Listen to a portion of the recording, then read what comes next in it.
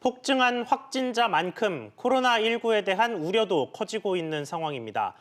여기에 전문가 집단에서는 이번 신종 바이러스에 대해 연구한 초기 결과를 속속 내놓고 있습니다.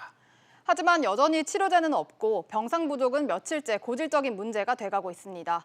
현재 상황을 어떻게 봐야 하는지 또 대처법은 뭐가 있을지 전문가와 이야기 나눠보겠습니다. 명승권 국립암센터 가정의학과 교수 나왔습니다. 교수님 안녕하세요. 네, 안녕하십니까. 먼저 확진자 이야기를 안 할 수가 없습니다. 어제 하루 500명이 넘게 추가가 됐습니다. 그래서 원래는 뭐 100명씩 하루에 늘어났는데도 이게 너무 빨리 는다 싶었는데 500명이면 정말 어마어마한 숫자인데요. 이렇게 갑자기 확진자가 폭증한 이유를 뭘로 보고 계십니까? 네, 뭐 잘 아시는 대로 이번 달 그 10일만 하더라도 100명 수준이었습니다. 근데 31번째 환자를 그 역학 조사를 하면서 신천지 교회 관련 분들의 조사를 통해서 그 리스트가 입수가 됐고요. 그러면서 그 뒤로부터 100명, 200명 단위로 오르다가 바로 이제 어제 505명이 늘게 되었습니다. 그래서 이제 지금 현재 환자가 확진수가 확산이 많이 됐다기보다는 오히려 우리가 빨리 많이 찾아낸 것이 아닌가 이렇게 해석을 할 수 있겠습니다. 실제 그 신천지 관련 리스트를 입수를 해서 일일이 전화를 지자체에서 돌리면서 지금 현재 갖고 있는 증상을 확인한 이후에 검사를 하고 있는데요.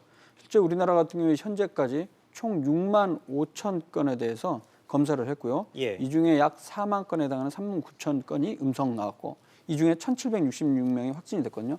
현재도 한 2만 5천 건이 검사 중에 있습니다. 그리고 매일매일 그 역학 조사를 통해서 검사 대상자 수가 늘어나는 상황이기 때문에 당분간 약 한 4, 5일에서 일주일 정도는 하루에 수백 건씩 늘어날 가능성이 있습니다. 네, 전파 상황 좀 더 자세히 짚어보겠습니다. 여전히 신천지가 주요 확산 요인이긴 합니다만 이 병원 같은 곳에서 집단 감염되는 사례가 좀 나오고 있는데요. 이럴 때 어떤 점을 주의해야 하나요?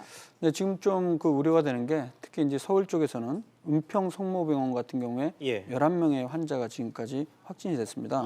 근데 입원 환자가 328명에 달하고요. 그다음에 직원도 약 2,000명 정도 있는 상황이기 때문에 향후에 검사를 통해서 그 수가 늘어날 가능성이 있습니다.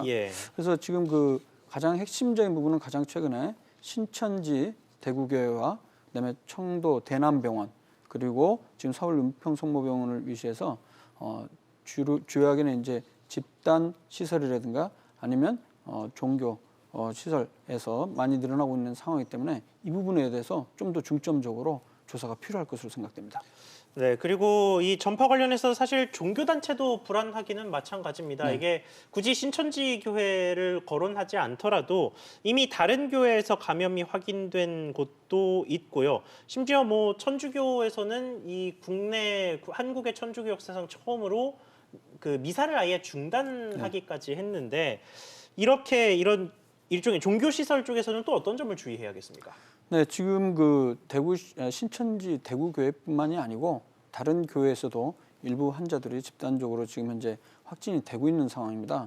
그렇기 때문에 뭐 신천지 교회 교단뿐만이 아니라 전체적으로 모든 종교 단체에서 그 집단적으로 그 집회를 갖는 부분에 대해서 좀 주의가 필요한데요. 잘 아시다시피 천주교에서도 그렇고 불교 그리고 개신교 쪽에서도 지금 그 집회를 온라인으로 대체하는 그런 방법들을 지금 현재 마련을 하고 있습니다. 그래서 이런 방법을 당분간 시행함으로써 그 감염의 확산 속도를 좀 늦출 수 있지 않을까 이렇게 생각합니다.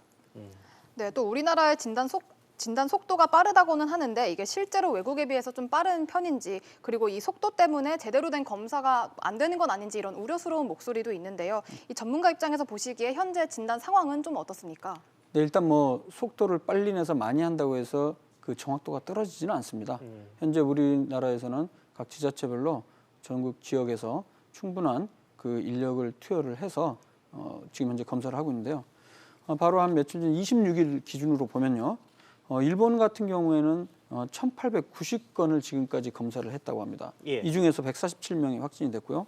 미국 같은 경우는 이보다 적어서 466건을 검사했고 이 중에 56명이 확진됐고요. 우리 그 아시아 지역의 대만 같은 경우는 좀 건수가 일본 정도 수준으로 2,000건 정도 했고요. 그 외 나라에서도 1,000건 내외로 하고 있습니다. 이것과 비교했을 때 우리나라가 26일 당시에 44,900건이니까 전 세계적으로 봐도 우리나라처럼 이렇게 하루에 많이 하는 그런 나라는 없는 상황입니다. 그래서 실제 우리나라는 그런 검사 숫자를 늘림으로써 지금 현재 존재하고 있는 환자들을 다 빨리 찾아낸다고 보시면 되겠습니다. 알겠습니다. 이번에는 이 중앙임상위원회라는 기관에서 이번 코로나19 관련해서 좀 초기 연구 결과를 내놨는데 이 내용들 하나하나 좀 살펴보겠습니다. 먼저 당분간 코로나19가 좀 더 퍼질 거다라는 예상을 내놨는데 그 이유를 들어보니까 중국에서 증가세가 꺾인 게 처음으로 발병이 확인된 이후 한 2달쯤 이후부터였기 때문이다라는 걸 이제 이유로 제시를 했어요. 그런데 이렇게 중국 상황을 우리나라에 단순 적용하는 게 의미가 있겠는가 하는 좀 의구심도 드는데 어떻게 보십니까? 네, 그렇습니다. 물론 직접적으로 중국과 우리나라가 똑같이 이렇게 적용할 수 있는 상황은 아닙니다. 근데 우리가 지금 그 학문적으로 봤을 때 기초 재생산 감염수라는 게 있습니다. 기초 감염 재생산수란 건 뭐냐면 한 환자가 확진을 받고 병을 앓고 있는 동안에 또 다른 몇 명의 사람에게 전파를 시키냐.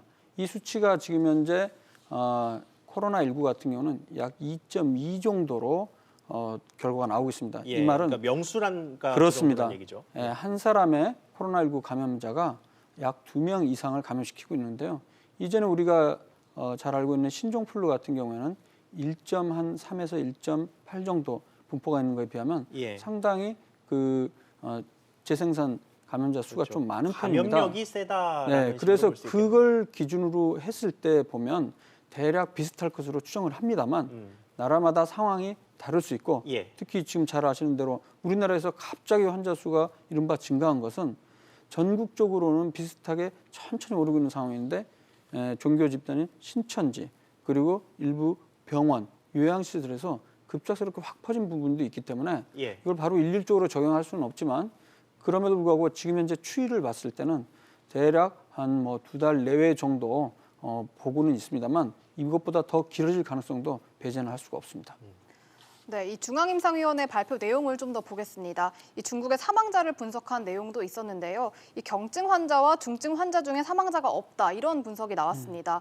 증상이 약할 경우에 사망하지 않는다는 거는 이제 논리적으로 이해가 되는데 이 중증이 되면 사망하지 않는다는 게 좀 의아한데요.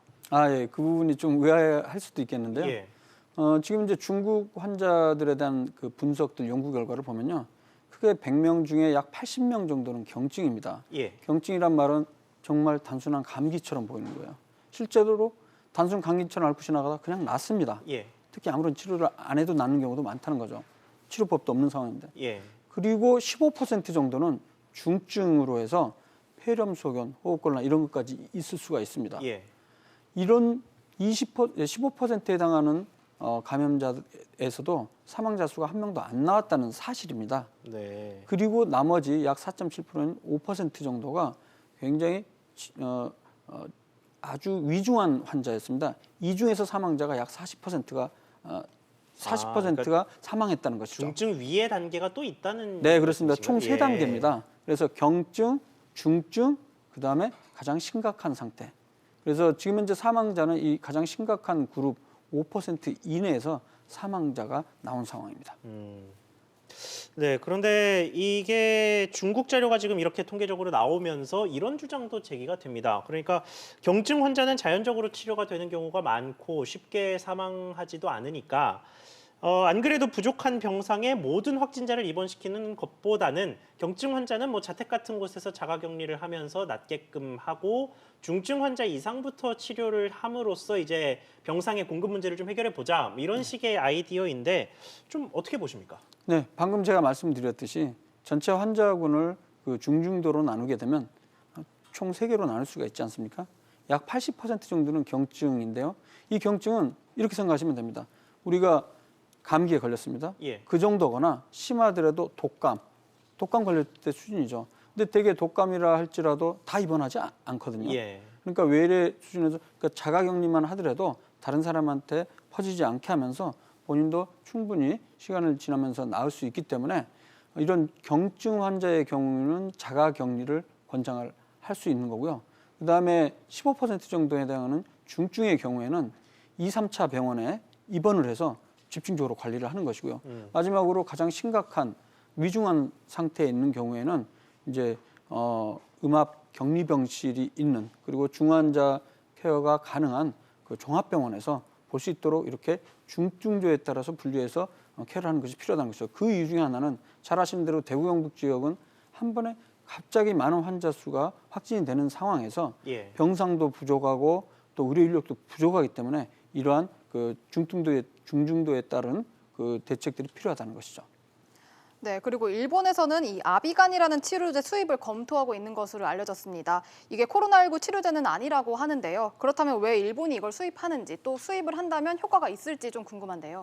네, 그 뭐 신종 인플루엔자 치료제라든가 아니면 이전에 HIV 치료제, 즉 에이즈 치료제, 그리고 말라리아 치료제, 에볼라 치료제로 개발됐던 여러 가지 약들이 사실 비슷한 특성을 갖고 있습니다. RNA 바이러스라고 해서 그래서 그 바이러스가 증식하는 양상이 비슷한 기전을 갖고 있기 때문에 이런 약들을 씀으로써 이론적으로도 치료 효과가 있을 수 있고 실제 경험적으로도 중국 그리고 우리나라에서도 현재 이런 치료제들을 쓰면서 효과를 어느 정도 보고 있기 때문에 일단 쓰고 있습니다. 물론 이것이 완전한 치료제로 지금 현재 입증이 된 것은 아닙니다.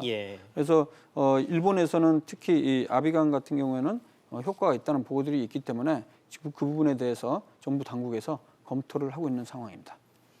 네, 알겠습니다. 뭐 한 약만 효과가 있는 게 아니라고 하더라도 일단 많은 약을 써보는 게 뭐 나쁘지는 않은 상황일 것 같습니다. 자, 마지막으로 저희가 사실 이 자리에 의사 선생님들을 모시면 꼭 한 번씩 여쭤보는 내용인데요. 일상생활 속에서 감염을 막기 위해서 우리가 꼭 지켜야 할 그리고 한 번쯤 신경 쓰면 좋을 뭐 이런 팁이 있다면 어떤 것들이 좀 있을까요? 아마 그 앵커분들도 너무나 잘 아시는 내용일 텐데요. 가장 중요한 건 손을 자주 씻는 것입니다.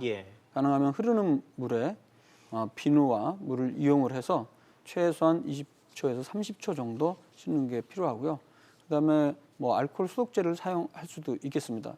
또 하나는 기침이나 재채기 할 때는 소매에다 해서 바로 옆 사람에게 튀지 않도록 하는 그런 기침 예절이 필요하고요.